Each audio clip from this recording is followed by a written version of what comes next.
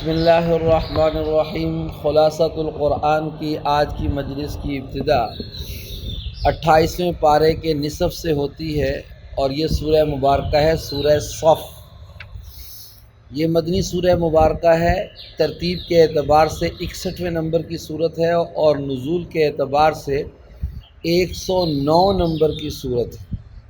اس میں 14 آیات اور 2 رکوع ہیں۔ آیت نمبر 4 میں ارشاد خداوندی ہے یقاتلون فی سبیلہ صفا کأنہم بنیان مرصوص۔ جو لوگ اللہ پاک کی راہ میں صف باندھ کر لڑتے ہیں گویا سیسا پلائی ہوئی دیوار ہیں۔ مجاہدین کی اسی صفت کی بنا پر اس سورت کو سورہ صف کہا جاتا ہے۔ اس سورت کا موضوع جہاد و قتال ہے۔ اللہ پاک کی تسبیح و تقدیس کرنے کے بعد مسلمانوں کو سختی سے تنبیہ کی گئی ہے کہ وہ اپنے عہد کی پابندی کیا کریں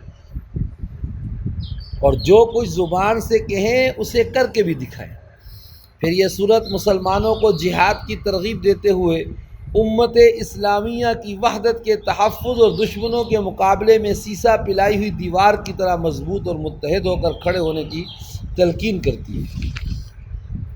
اس کے بعد بنی اسرائیل کا تذکرہ کرتی ہے جنہوں نے حضرت موسیٰ علیہ السلام کی اس وقت مخالفت کی جب آپ نے انہیں قوم عمالقہ کے ساتھ جہاد کا حکم دیا۔ اپنے بعد آنے والے نبی کی بشارت حضرت عیسیٰ علیہ السلام نے دی اور اس کی اتباع کا بھی حکم دیا تھا۔ بنی اسرائیل نے اس حکم کو بھی پس پشت ڈال دیا تھا۔ یہ سورت یہ بشارت بھی سناتی ہے کہ دین اسلام سارے ادیان پر غالب آ کر رہے گا۔ حجت اور دلیل کے میدان میں تو اسے اول روز ہی سے غلبہ حاصل ہے، لیکن مادی، سیاسی اور ظاہری اعتبار سے وہ دن دور نہیں جب اسلام پوری دنیا پر غالب ضرور آئے گا انشاءاللہ۔ اگلی آیات میں سورہ صف مسلمانوں کو ایک ایسی تجارت کی دعوت دیتی ہے جس میں خسارے کا کوئی امکان نہیں، کیونکہ اس تجارت کا دوسرا فریق وہ اللہ ہے جس کے ساتھ معاملہ کرنے والا کبھی نقصان میں نہیں رہتا۔ وہ تجارت ہے اللہ تعالیٰ اور رسول اللہ صلی اللہ علیہ وسلم پر ایمان اور اللہ پاک کی رضا کے لیے مال و جان کے ساتھ جہاد کی، اور اس کا متوقع نفع ہے گناہوں کی مغفرت، جنت میں داخلہ، اللہ پاک کی نصرت اور دنیا کفر پر غلبہ۔ کاش مادی تجارت اور دنیاوی نفع نقصان میں ڈوبے ہوئے مسلمان یہ تجارت بھی کر کے دیکھ لیں تاکہ ان کی ذلت عزت میں، مغلوبیت غلبے میں تبدیل ہو جائے۔ سورت کے اختتام پر اہل ایمان سے کہا گیا ہے کہ تم اللہ پاک کے دین کی دعوت اور مدد کے لیے ایسے ہی کھڑے ہو جاؤ جیسے حواری اپنے نبی حضرت عیسیٰ علیہ السلام کے ساتھ اٹھ کھڑے ہوئے تھے۔ آپ دیکھ رہے ہیں کہ سورت کی ابتدا میں خالی خولی باتیں کرنے اور کھوکھلے نعرے لگانے سے منع کیا گیا تھا اور اختتام پر دین الہی کی نصرت کے لیے کمر بستہ ہونے اور کچھ کر کے دکھانے کا حکم دیا گیا ہے۔ یوں اس کی ابتدا اور انتہا میں پوری مناسبت پائی جاتی ہے۔ اس کے بعد سورہ جمعہ ہے، ترتیب کے اعتبار سے 62ویں نمبر کی سورہ مبارکہ ہے اور نزول کے اعتبار سے 110 نمبر کی سورہ مبارکہ ہے۔ یہ سورہ مبارکہ بھی مدنی ہے، 11 آیات اور 2 رکوعوں پر مشتمل ہے۔ آیت نمبر 9 میں ارشاد خداوندی ہے اذا نودی للصلاۃ من یوم الجمعۃ فاسعوا الی ذکر اللہ۔ چونکہ اس میں نماز جمعہ کا ذکر ہے، اسی مناسبت سے اس سورت کو سورہ جمعہ کہتے ہیں۔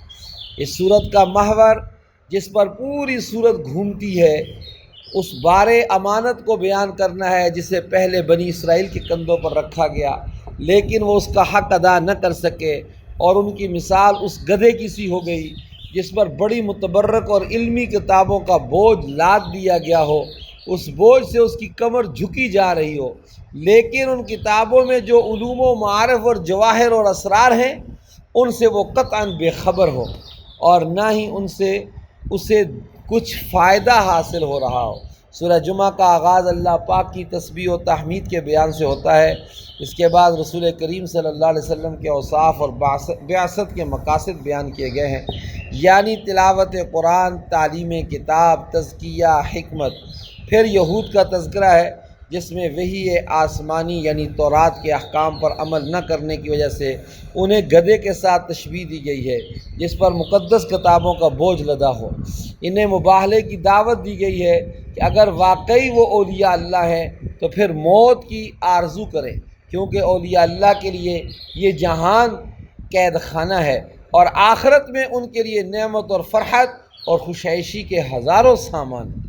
ساتھ ہی یہ سورہ مبارکہ پیشن گوئی بھی کرتی ہے کہ یہ موت کی آرزو کبھی نہیں کریں، چنانچہ قرآن کی یہ پیشن گوئی حرف بحرف پوری ہو کر رہی۔ سورت کا اختتام ہوتا ہے مومنوں پر نماز جمعہ کی فرضیت کے بیان سے۔ انہیں حکم دیا گیا ہے کہ اذان سنتے ہی ہر قسم کی تجارت اور خرید و فروخت چھوڑ دیا کرو، اللہ پاک کے ذکر کی طرف دوڑ پڑا کرو، البتہ نماز سے فارغ ہونے کے بعد انہیں دوبارہ کسب معاش میں لگ جانے کی اجازت دی گئی ہے۔ اس کے بعد سورہ منافقون ہے، ترتیب کے اعتبار سے 63ویں اور نزول کے اعتبار سے 104 نمبر کی سورہ مبارکہ ہے۔ یہ بھی حضور نبی مکرم صلی اللہ علیہ وسلم کے قلب اطہر پر مدینہ کی ہجرت کے بعد نازل ہوئی ہے۔ اس میں 11 آیات اور 2 رکوع ہے۔ آیت نمبر 1 میں ارشاد خداوندی ہے اذا جاءک المنافقون۔ آیت کے آخر میں بھی فرمایا ان المنافقین لکاذبون۔ چنانچہ اس صورت میں منافقوں کے اوصاف بیان کیے گئے۔ کسی مناسبت سے اس سورہ مبارکہ کو سورہ منافقون کہا جاتا ہے۔ اس صورت میں منافقوں کے اخلاق، ان کے جھوٹ، ان کے دسیسہ کاریاں، مسلمانوں کے لیے ان کے بغض و عناد، ان کے ظاہر اور باطن کے تضاد کو بیان کیا گیا ہے۔ یوں تو منافقوں کا مکروہ چہرہ اور قابل نفرت اوصاف کئی دوسری صورتوں میں بھی دکھائے گئے ہیں، لیکن یہ صورت تو گویا صرف ان کی مذمت ہی کے لیے مخصوص ہے۔ صورت کی ابتدا ہوتی ہے منافقین کی صفات کے بیان سے، جن میں سے نمایاں ترین صفات جھوٹ، مکر، دھوکہ اور ظاہر و باطن کا تضاد تھا۔ ان کے دلوں میں کچھ تھا اور زبانوں پر کچھ تھا۔ میرے عزیز سامعین، منافقوں کی نمایاں صفات کا مطالعہ کرتے ہوئے کچھ دیر کے لیے ٹھہریے اور آنکھیں کھلی رکھنے کی بجائے بند کر لیجیے۔ دل کی آنکھیں کھولیے اور اپنا اور اپنے لیڈروں کا اور پوری امت کا محاسبہ کیجیے۔ کہیں یہ نمایاں صفات ہمارے اندر بھی تو نہیں پائی جاتی؟ کیا ہر طرف جھوٹ کی غلاظت، مکر و فریب کی نجاست کے انبار دکھائی نہیں دیتے؟ کیا آج کا سب سے بڑا مسئلہ ظاہر اور باطن اور قول اور عمل کا تضاد نہیں ہے؟ تقریریں لچھے دار ہیں، تحریریں مزیدار ہیں، باتیں باوقار، مگر عمل کچھ بھی نہیں، اور خالی ڈھول ہیں جو پٹ رہے ہیں اور جن کی ہیبت ناک آواز دور دور تک پہنچ رہی، مگر انہیں پھاڑ کر دیکھیں تو اندر سے کھوکھلے، نہ ایمان، نہ یقین، نہ توکل، نہ اعتماد، نہ محبت، نہ معرفت، نہ ایثار، نہ احسان، نہ خوف اور نہ خشیت۔ ایمان والی صفت کوئی نہیں، جبکہ منافقت گٹر کی نجاست کی طرح ابل پڑتی ہے۔ آگے بتایا گیا ہے کہ منافق ظاہر کے اعتبار سے بڑے پرکشش محسوس ہوتے ہیں، جسمانی اعتبار سے بڑے باوقار، زبان میں فصاحت اور حلاوت، انہیں بات کرنے کا ڈھنگ خوب آتا ہے، لیکن اندر سے کھوکھلے، ڈرپوک اور بزدل اتنے کہ کہیں سے کوئی اونچی آواز کان میں پڑ جائے تو پریشان ہو جاتے ہیں کہ ہماری موت آ گئی۔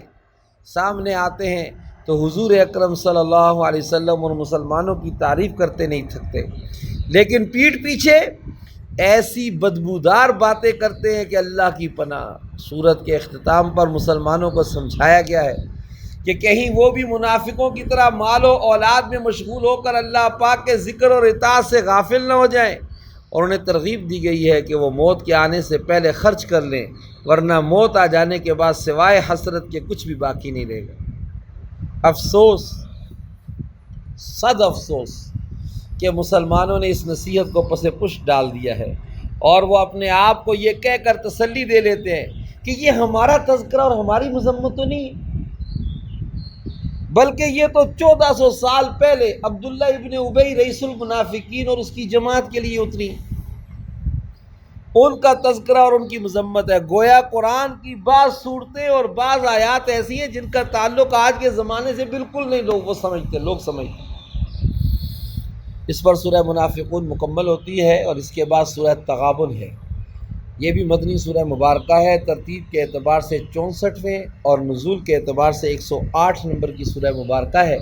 18 آیات اور 2 رکوعوں پر مشتمل ہے۔ آیت نمبر 9 میں ارشاد خداوندی ہے ذالک یوم التغابن، وہ نقصان اٹھانے کا دن ہے، یعنی قیامت کا دن۔ اسی نسبت سے سورت کا نام سورہ تغابن رکھا گیا ہے۔ یہ سورت اگرچہ مدنی ہے لیکن اس پر مکی صورتوں کا رنگ غالب ہے۔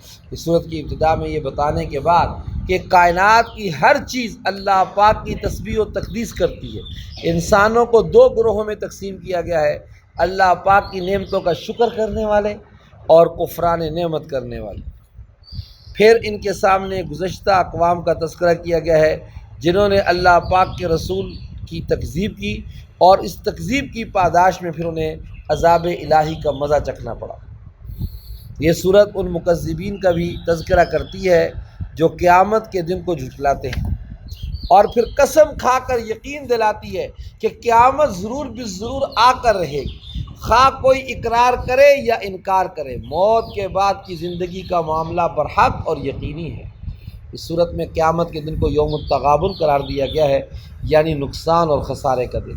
قیامت کے دن کافر تو اپنے خسارے کو محسوس کرے گا ہی، مسلمان اور عابد زاہد انسان بھی حسرت کرے گا کہ اے کاش میں نے جتنی عبادت اور طاعت کی تھی اس سے زیادہ کی ہوتی۔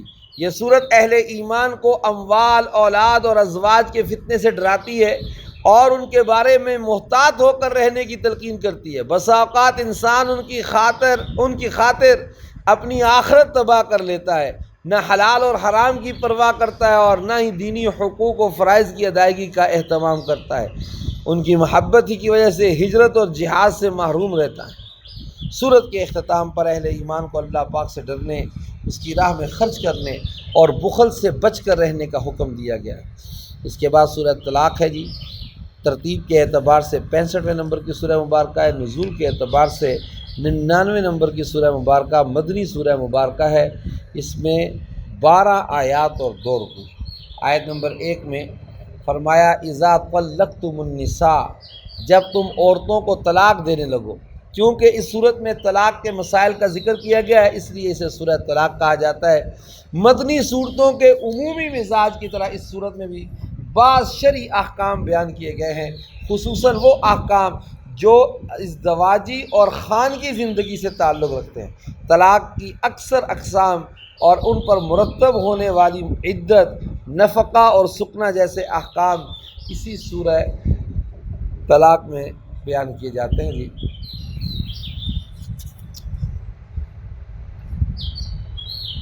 سورت کی ابتدا میں طلاق کا شرعی طریقہ بتایا گیا۔ مسلمانوں کو حکم دیا گیا کہ اگر ازدواجی زندگی کو برقرار رکھنا مشکل ہو جائے اور طلاق کے علاوہ کوئی دوسرا راستہ باقی نہ رہے تو بیوی کو 1 طلاق رجعی دو، 1 طلاق رجعی۔ یہ طلاق ایسے طہر میں ہونی چاہیے جس میں بیوی کے ساتھ تعلق ازدواج اختیار نہ کیا گیا ہو۔ طلاق دینے کے بعد اسے عدت ختم ہونے تک چھوڑ دے، اسے طلاق سنی بھی کہتے ہیں، یعنی سنت کے مطابق ہے۔ اور یہ قیود و شرائط اس بات کی نشاندہی کرتی ہیں کہ اللہ پاک کی نظر میں طلاق انتہائی قابل نفرت ہے، اور اگر بعض استثنائی صورتوں کا حکم درپیش نہ ہوتا تو شریعت میں طلاق کی اجازت کبھی نہ دی جاتی، کیونکہ طلاق کی وجہ سے خاندان کی بنیادوں میں دراڑیں پڑ جاتی، جبکہ اسلام خاندانی نظام کے استحکام پر زور دیتا ہے۔ اس کے بعد سورہ طلاق وضاحت کے ساتھ مختلف قسم کی مطلقہ عورتوں کی عدت بتاتی ہے۔ مثلا سن یاس کی عمر میں، یعنی نا امیدی کی عمر، بہت بوڑھی خاتون جو ہو جاتی ہے، جسے ایام نہ آتے ہوں انہیں یاس کہتے ہیں، اور صغیرہ وہ بچی جس کا نکاح بالغ ہونے سے پہلے ہی کر دیا گیا ہو، اور حاملہ جسے حالت حمل میں طلاق ہو جائے۔ عدت کے علاوہ نفقہ اور سکنا کے احکام بھی اس سورہ مبارکہ میں بیان ہوئے۔ ان شرعی احکام کو بیان کرتے ہوئے درمیان میں 4 بار تقویٰ کا ذکر آیا ہے، پہلے فرمایا اللہ پاک سے ڈرو جو کہ تمہارا رب ہے، دوسری بار فرمایا اور جو اللہ پاک سے ڈرے گا اللہ پاک اس کے لیے مشکلات سے نکلنے کا راستہ پیدا کر دیں گے، تیسری بار فرمایا اور جو اللہ پاک سے ڈرے گا اللہ پاک اس کے کام میں سہولت پیدا کر دے گا، چوتھی بار فرمایا جو اللہ پاک سے ڈرے گا وہ اس سے گناہ دور کر دے گا اور اسے اجر عظیم عطا کرے گا۔ اس سے اندازہ ہوتا ہے کہ اللہ پاک کی نظر میں تقویٰ کی کیا اہمیت ہے، یہ کہ قرآن کا اسلوب دوسری کتابوں سے کس قدر مختلف ہے۔ یہ قانون کی کوئی خوش کتاب نہیں بلکہ اس قانون پر آمادہ عمل کرنے والی ترغیبات اور ترہیبات کثرت کے ساتھ ہیں۔ سورت کے اختتام پر اللہ پاک کے مقرر کردہ اور نازل کردہ احکام کی پامالی اور مخالفت سے سختی کے ساتھ منع کیا گیا ہے۔ عبرت کے لیے ان امتوں کا ذکر کیا گیا ہے جنہوں نے سرکشی اختیار کی تو وہ عبرتناک عذاب اور سزاؤں کے مستحق ہوں۔ آخری آیت میں ارض و سما کی تخلیق میں قدرت الہیہ کی طرف سے اشارہ ہے۔ اس کے بعد سورہ تحریم ہے، یہ 28ویں پارے کی آخری سورہ مبارکہ ہے، مدنی سورہ مبارکہ، ترتیب کے اعتبار سے 66ویں اور نزول کے اعتبار سے 107 نمبر کی سورہ مبارکہ ہے، 12 آیات اور 2 رکوعوں پر مشتمل ہے۔ آیت نمبر 1 میں ارشاد خداوندی ہے یا ایھا النبی لما تحرم ما احل اللہ لک، اے پیغمبر جو چیز اللہ پاک نے تمہارے لیے حلال کی ہے تم اس سے کنارہ کشی کیوں کرتے ہو؟ آپ نے اپنی لونڈی ماریہ قبطیہ یا شہد کو اپنے اوپر حرام کر لیا تھا، اسی بنا پر اس صورت کا نام سورہ تحریم رکھ دیا گیا ہے۔ اس صورت میں جو احکام مذکور ہیں ان کا زیادہ تر تعلق بیت نبوت، امہات المؤمنین اور ازواج مطہرات کے ساتھ۔ اس صورت کی پہلی آیت میں جس واقعے کی طرف اشارہ ہے اس کا تعلق خود حضور اکرم صلی اللہ علیہ وسلم کی ذات کے ساتھ ہے۔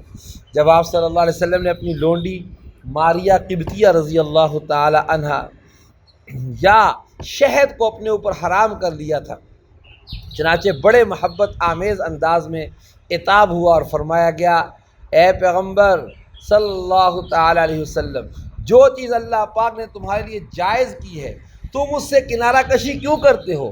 کیا اس سے اپنی بیویوں کی خوشنودی چاہتے ہو؟ اور اللہ پاک بخشنے والا رحم کرنے والا ہے۔ جب آپ صلی اللہ علیہ وسلم نے تحریم کا یہ راز اپنی ایک زوجہ مطہرہ حضرت حفصہ رضی اللہ تعالی عنہا کو بتا دیا تو انہوں نے اماں عائشہ صدیقہ رضی اللہ تعالی عنہا کے سامنے یہ راز افشا کر دیا، جس سے آپ صلی اللہ علیہ وسلم کو سخت صدمہ ہوا، یہاں تک کہ آپ نے بعض ازواج کو طلاق دینے کا ارادہ فرما لیا، لیکن اسے عملی جامہ پہنانے کی نوبت نہیں آئی۔ اللہ پاک نے بھی ان ازواج کو تنبیہ کرتے ہوئے فرمایا اگر پیغمبر تم کو طلاق دے دیں تو عجب نہیں کہ ان کا پروردگار تمہارے بدلے ان کو تم سے بہتر بیویاں دے دے۔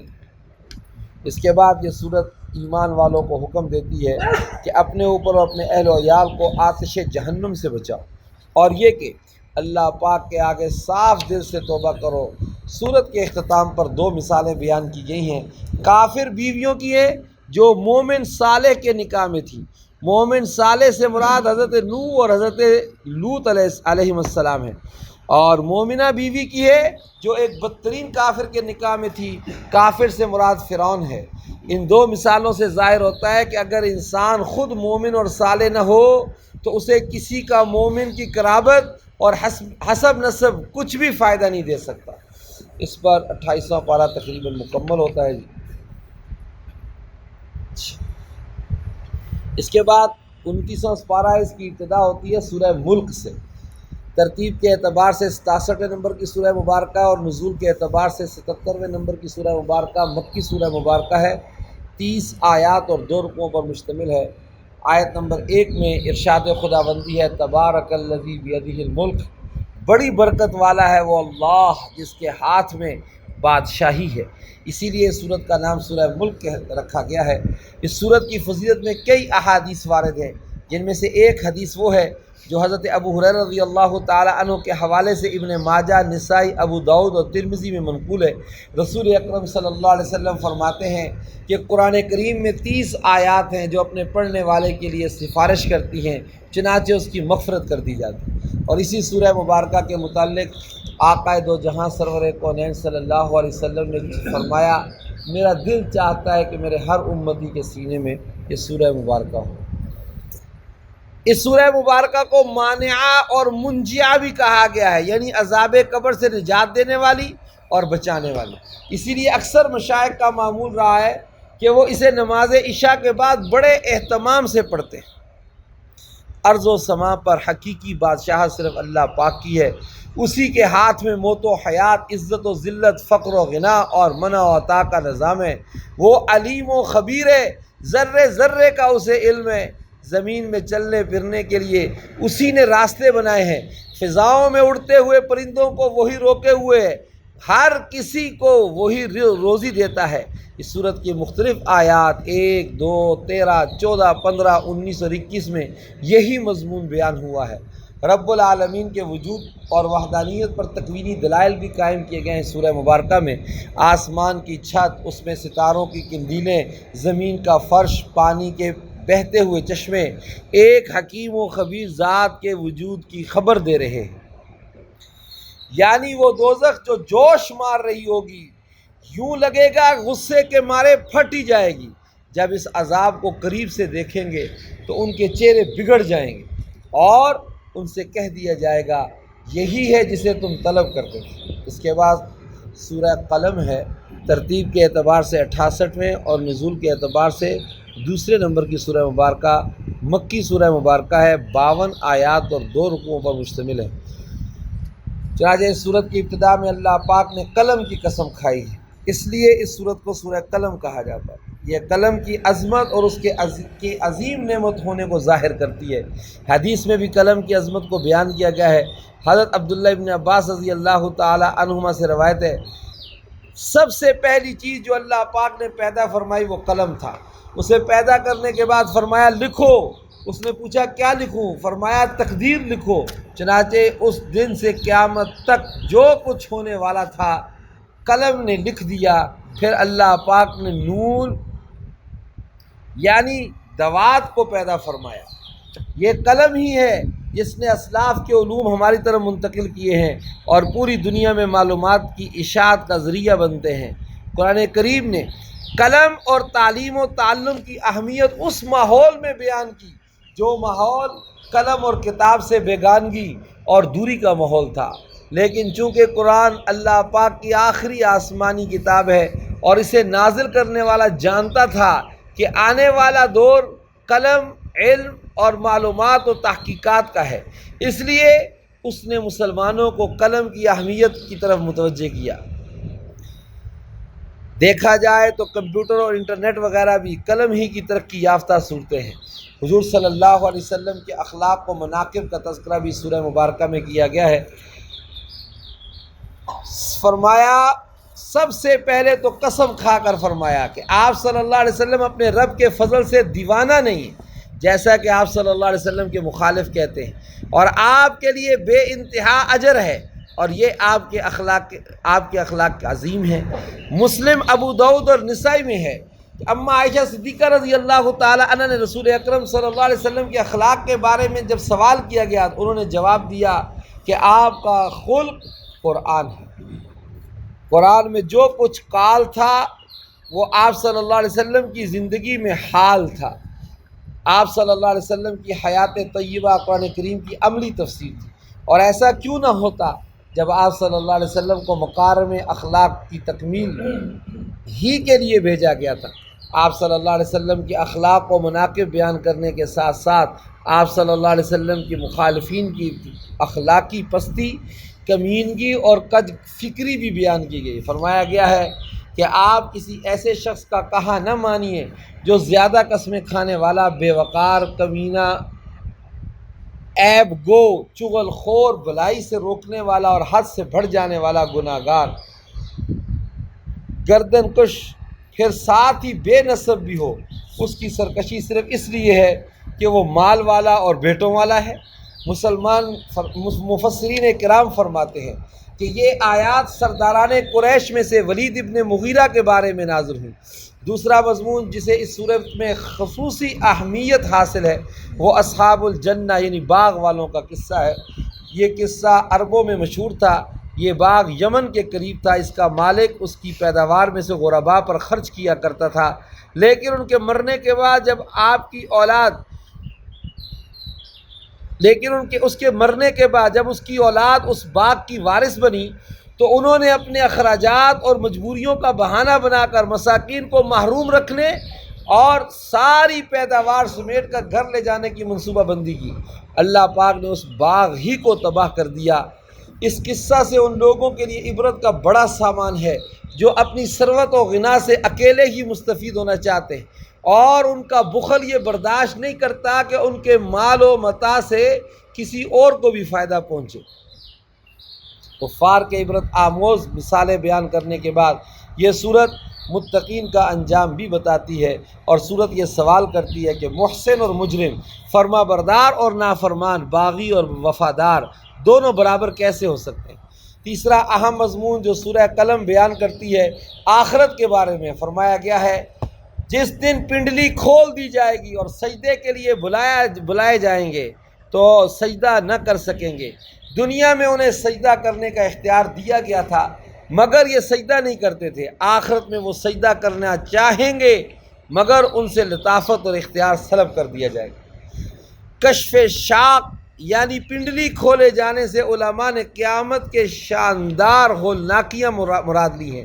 ویسے یہ ان متشابہات میں سے ہے جن کی اصل حقیقت اور یقینی مراد اللہ پاک کے سوا کسی کو بھی معلوم نہیں۔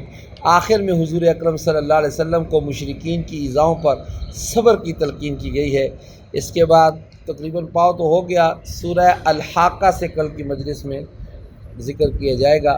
اللہ تعالیٰ علوم و معارف قرآنیہ کو سمجھنے کی، اس کے مطابق اپنی زندگیوں کو ڈھالنے کی توفیق عطا فرمائے۔ صفحہ درست فرما لیجیے۔